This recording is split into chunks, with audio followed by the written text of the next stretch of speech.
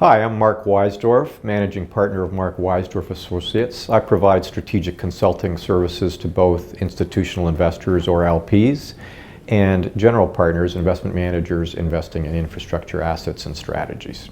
So the question I've been asked is, what are the strengths and limitations of the ILPA guidelines? Well, I have to go back to when the ILPA guidelines were first formulated. Of course, they've evolved and expanded since then.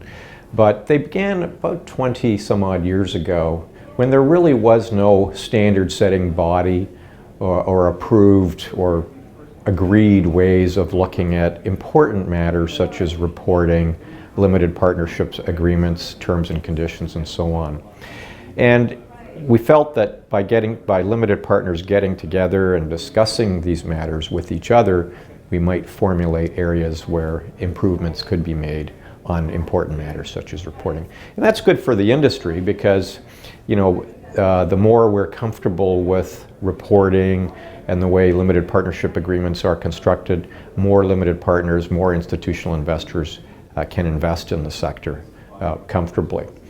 That was a great objective and achieved very, very successfully to the point where there's, as I said earlier, very much expanding guidelines covering a whole bunch of areas. The good news also is that both general partners and institutional and limited partners, institutional investors in the sector, have over the past 15 to 20 years decided to get together in other ways to improve reporting standards, cost disclosures, terms and conditions of limited partnership agreements. And now there's a multitude of bodies that provide these standards and guidelines. So the strengths with respect to the guidelines are that they have achieved their objective of improving disclosure, reporting standards, valuation approaches, and that's been wildly successful. However, there are now so many bodies, whether it's European bodies or North American bodies, whether it's regulatory authorities, whether it's limited partnership coalitions like the ILPA or general partner groups, investment manager groups, setting these standards, that there are now conflicting standards. And this has created a little bit of a problem. I liken it back to the days of, I'm a former certified public accountant. Well, I'm still a certified public accountant, but I don't practice as a CPA. The Canadian principles were based on exactly that, principles, whereas the US system was much more rules-based. And the European system was a mix of the two. And when you have conflicts, someone trying to report in a fashion that meets the requirements of US investors, Canadian investors, and European investors, there are problems. There are these conflicting issues. And indeed, there are arguments about what the best way to report from an accounting perspective or evaluation perspective are. People have the right to disagree.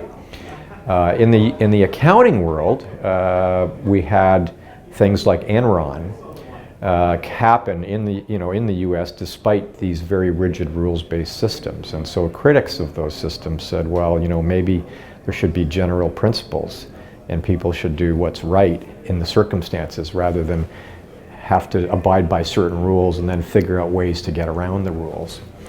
And now global standards are being accomplished through IFRS, the International Federation of Reporting Standards. But it's taken a long time. I think you're having the same thing, the same types of growing pains happen in the private equity world, and that's impacting the infrastructure world. There are many different bodies with their own sets of reporting guidelines and valuation guidelines. There's conflicts. And I never thought I would say this, but the poor general partners are having to deal with reporting to different LPs under different standards and guidelines, and the costs entailed in providing that type of reporting, of different types of reporting to all different types of LPs with their own specific requirements. Those costs have become prohibitive to the point where the LPs, the institutional investor, who wants new strategies, new managers, want smaller cap and mid-sized strategies and managers, can't find those managers because those managers are having a difficult time dealing with the costs and the inflexibility of needing to meet standards. So there's a pro and the con.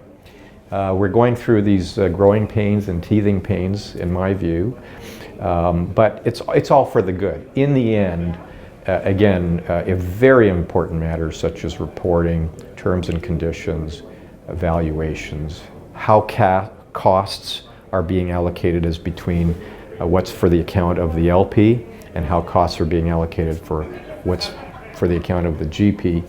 Those things, there's a bright light being shone on those, and that's better for the industry. And I think the proof in the pudding is that there's more and more capital being allocated and more capital being invested in the industry, in infrastructure.